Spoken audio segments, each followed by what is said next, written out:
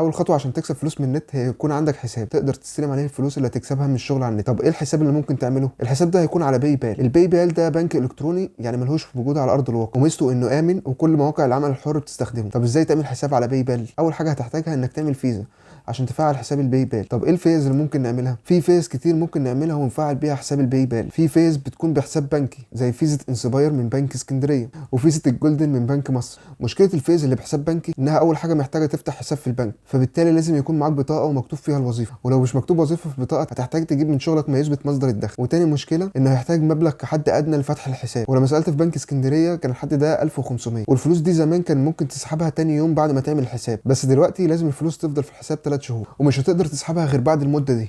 ده غير ان في مصاريف الحساب وتجديد الفيزا 300 جنيه، وكمان هتستلم الفيزا بعد 10 ايام عمل. كل الحاجات دي بتخلي انك تطلع الفيزا تبع البنك صعبه. طب ايه الاسهل منها؟ الاسهل هي الفيزا البري بايد او المدفوعه مسبقا. ولما دورت على احسن فيزا بري بايد عشان اعمل بيها حساب الباي بال لقيت فيزا يلا من البريد المصري هي احسن حاجه. طب ايه الخطوات اللي اعملها عشان اطلع بيها فيزا يلا؟ اول حاجه لازم يكون معاك اصل البطاقه وصوره البطاقه و130 جنيه. 30 جنيه عشان تشتري الفيزا و100 جنيه عشان تحطهم في الفيزا عشان هتحتاجهم وانت بتربط الفيزا بالباي بال. عشان الباي بال بيتاكد ان الفيزا شغاله ولا لا بيسحب من الفيزا يورو ونص، وبعد كده الباي بال بيردها على الفيزا بعد 5 ايام عمل تقريبا. بعد ما تشتري فيزا يلا هتتصل بخدمه عملاء البريد المصري عشان تفعل الفيزا ورقمهم 16789. تستنى نص ساعه والفيزا تتفعل، وبعد ما الفيزا تتفعل هتحط 100 جنيه في الفيزا في مكتب البريد. ومن الحاجات المميزه في فيزا يلا ان ليها ابلكيشن، يبقى كده الفيزا طلعت في يوم واحد على عكس فيزا البنك. بعد كده تفتح موقع باي بال، بس قبل ما تعمل حساب اتاكد ان رقم موبايلك متسجل باسمك، ولازم يكون متسجل باسمك عشان لو لا قدر الله الموبايل اتسرق تعرف تطلع شريحه بنفس الرقم وتفتح الحساب تاني وتقدر تسحب الفلوس من على الباي بال. وخلي بالك الخطوه دي مهمه جدا. ليه؟ علشان كل مره هتسجل فيها الدخول على الباي بال هيبعت لك OTP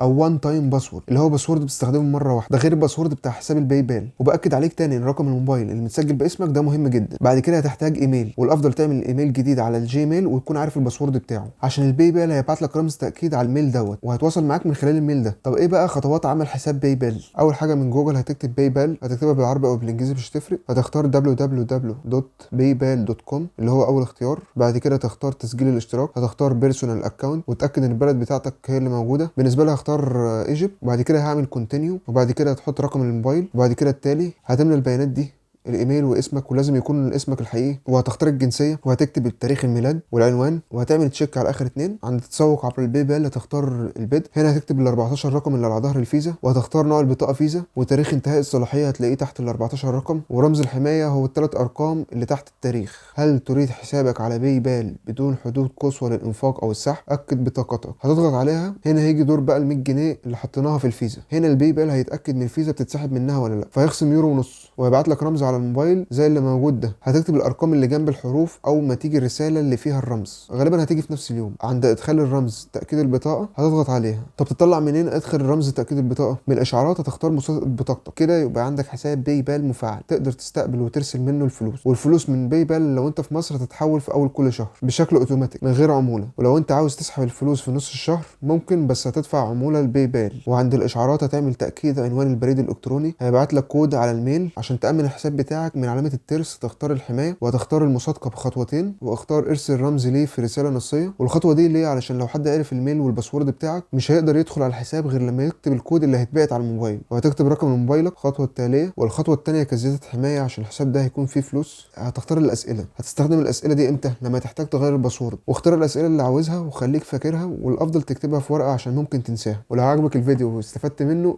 اعمل لايك واشترك في القناه، ولو في حاجه في الخطوات وقفت معاك اكتبها في الكومنتات وانا هحلها لك، وفعل الجرس عشان تعرف لما الفيديوهات الجديده تنزل على القناه.